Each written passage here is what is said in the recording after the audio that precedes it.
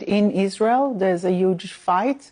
My parents went on demonstration every week for the last 30 weeks before the war against the government and the democratic reforms, non-democratic reforms, I should say, they were doing. They were sitting every week, they will take their chairs. So there is a huge conflict within Israel society. And my parents are very firmly on one side. And so it is unsurprising that my mom, living by her belief, will draw fire from other quarters. How is she now?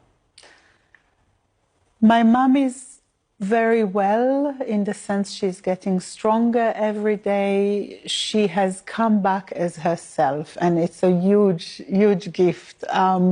She cracks jokes, she's full of life, she wants to know what happened. They didn't crack her spirit? No, no.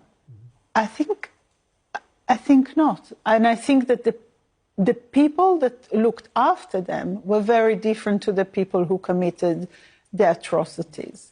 And I think my mom's story does what it should do. It complicates the situation. It breaks the ability of people to go black and white. It breaks our ability to choose which flag we support. It shows us that there are human beings on both sides, and that those human beings, those who believe in the specialness and the graciousness of life, all life, those people should come center stage and make sense of this world. It's remarkable what you say, given your situation and what you're suffering, along with so many of your community.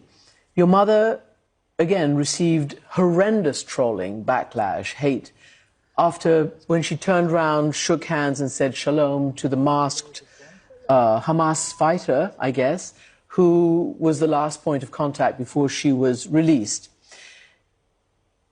What did you make of that? And what did she say about that person and the nature of the tunnels and things in which they were kept?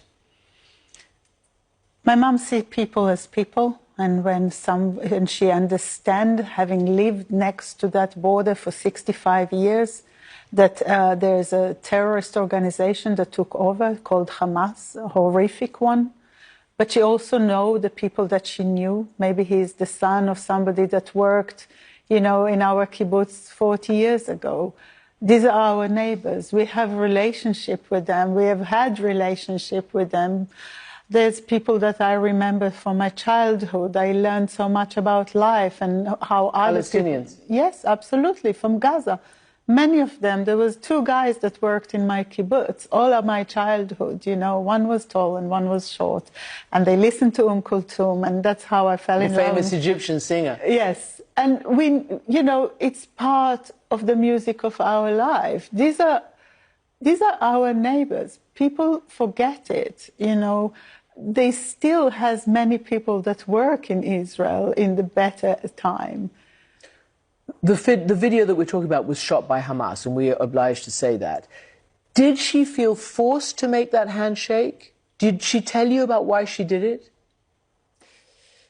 I think, first of all, I want to say that I don't think it's wise to speak widely about what was said there, because, as I said, my mom came back to a place with trolling, but Hamas occupies that land. So I think it's not wise to expand on it. Because your father is still there, and all the others. My father, but also that conversation was a private conversation between them, and it was a gesture of peace. And I think that my mom saw this person and had a conversation with him in which they agreed. And I think that between humans, across the divide, there's much that can be agreed. She also said during her press conference, "I went through hell." What does she mean by that? Describe the hell that she talked to you about. Well, she told the story in the press conference. They were kidnapped from the house. 6 military persons came into the room after shooting the door. My father was injured in his hand, It was very early in the morning. They came home late the night before. My father wasn't feeling so well. She was then taken by a Hamas militant and wrapped with a blanket around her because she was wearing her nightie, no shoes, and she was taken across the fields. That was hell. And the hell of it was those people didn't, in her case, the first militant needed to bring people back. They were efficient, they were quick, they took her through. As she drove, she saw hundreds of Shabab mob with sticks and with knives running towards her. And then she arrived and she was taken in a car, and then they walked for miles under the ground.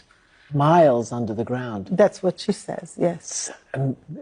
You know, difficult to even comprehend that there are miles and miles of these things under the ground, which the IDF says that they're bombing now. You speak the language of bridge building. You talk about peace. You talk about, you know, neighbors. You know that there are other hostage families who have spoken out and say that actually Israel shouldn't take any humanitarian steps in Gaza. Nobody should, not the Egyptians, not the UN, whilst their family members are still being held. They're opposed to ceasefire and pauses until hostages are released. You must understand that perspective. We don't know if my father is dead or alive. I do think that somehow along the line there was a mistake made. I think that the two could be connected. If we are offering a corridor for humanitarian aid to Gaza, why are we not also conditioning it with the humanitarian aid for the hostages? This is only fair. Humanitarian aid or exit for the hostages? Obviously, I would like them to exit as soon as possible, but I would like to know that he is alive, that he is being treated, that he's got the medicine he wants, you know. Obviously, I would like him back with us. Obviously, I would like this 9-month-old baby here. Obviously, this is like, we are desperate. We are so desperate. We are beyond desperate. But as a minimum, can we not just know how are they faring? This is not too much to ask, is it? And I do feel that the two should have been conditioned one upon the other. I wish no ill on any civilian.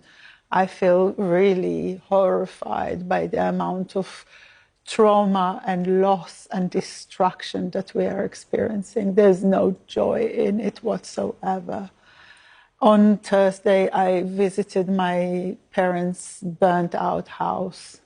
It's all gone. There's nothing there. 65 years of life work of my mom, photography, my father, everything. And while I was there, I stood by the door where my father was shot, and there's 5 bullet holes, and you can see them. And I was filming them, and the soundtrack was bombs falling on Gaza. It's not what humanity is for. It's our failing, you know. And I think it's a failing of the political system. It's a failing of everything. But for me, I don't feel that the solution will be to kill everyone on the other side. I think that we are here. We have to distinguish between two camps. Those who believe that there are two nations that need to find a fair way to live between the river and the sea, and those on both sides who believe otherwise. I'm not comparing who is worse. I think comparison is a race to the bottom. But I'm so totally convinced that all of us in the West, in the East, everywhere, must support those who believe that the two nations should live alongside. They would not immediately be able to live together after this, but alongside each other in a way that supports life. It's always amazing to hear from you.